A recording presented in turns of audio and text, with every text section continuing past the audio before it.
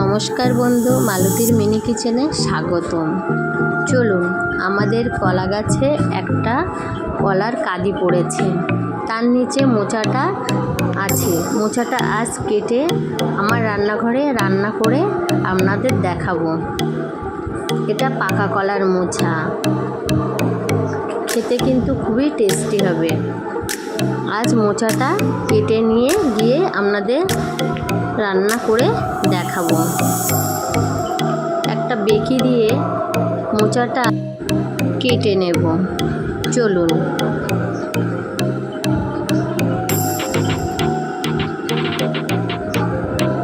এখানে আমার মোচাটা কাটা হয়ে গেছে। চলুন এবার কেটে নেওয়ার পালা। মোচাটা বেশ বড়ই আছে। চলুন তাহলে।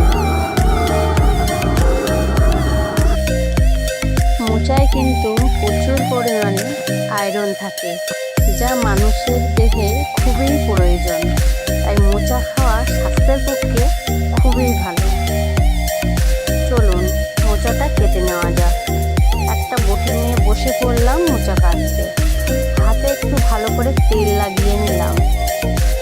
মোচার উপর থেকে খোলাগুলো এক একটা করে পাটে পাটে ছাড়িয়ে নেব।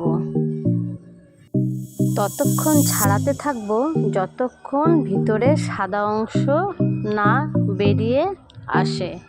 উপরের এই লাল অংশগুলো তেতো লাগে, এগুলো খাওয়া যায় না। পরে ফুলগুলো ছাড়িয়ে নেব। এবার মোচার ভিতরের অংশটা ভালো করে কুচিয়ে একটা পাত্রে জল নিয়ে নিলাম।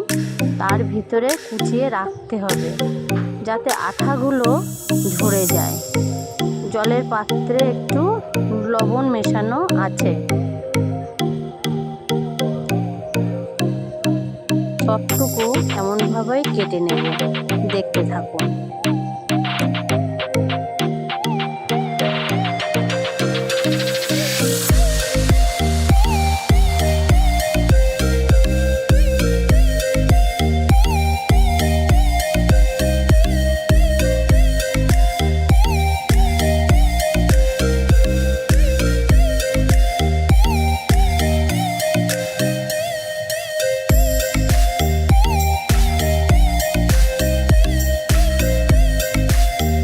এবার ফুলগুলো একটা একটা করে ছাড়িয়ে নেব।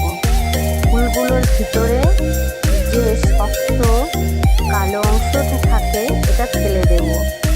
আর উপরে একটা ছোট্ট নৌকার মতো অংশ থাকে সাদা, ওটা ফেলে দেব। ওগুলো সেদ্ধ হতে চায় না আর তেতেও লাগে, তাই একটা একটা করে ফুলগুলো সব ছাড়িয়ে নেব, দেখতে থাকুন।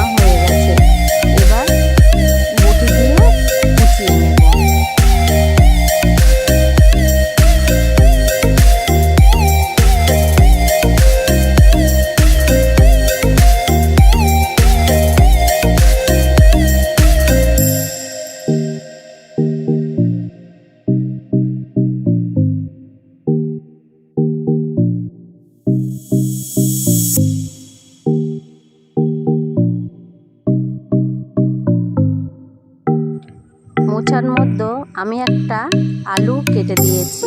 এবার মোচাগুলো ভালো করে ধুয়ে নিয়ে একটা কড়াইতে লবণ হলুদ দিয়ে তার ভিতরে মোচাগুলো দিয়ে একটু সেদ্ধ করে নেব। মোচাগুলো কড়াইয়ের মধ্যে দেওয়ার পর একটা ঢাকনা দিয়ে কিছুক্ষণের জন্য সেদ্ধ হতে দিলাম। কিছুক্ষণ পর ফিরে এলাম।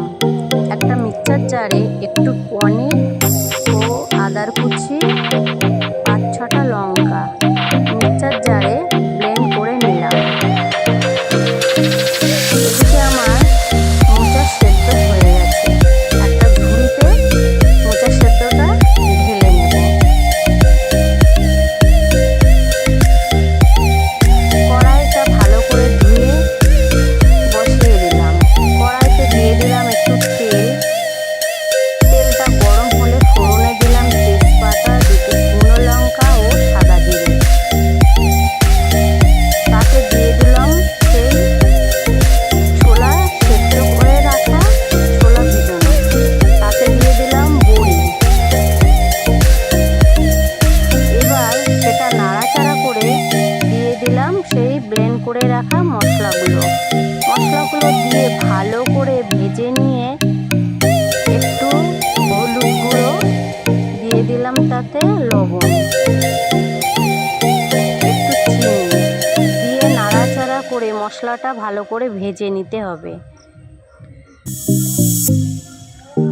মশলা ভাজা হয়ে গেলে তাতে দিয়ে দিতে হবে কাশ্মীরি লঙ্কার গুঁড়ো, জিরের গুঁড়ো, ধনে গুঁড়ো। এগুলো দিয়ে ভালো করে কষে নিতে হবে। মশলাটা ভালো করে কষা হয়ে গেলে তার ভিতরে আর একটু চিনি দিয়ে দেব। মশলাটা এখানে আমার খুব ভালো করে ভাজা হয়ে গিয়েছে। এবার সেদ্ধ করা মোচাগুলো তুলে দেব।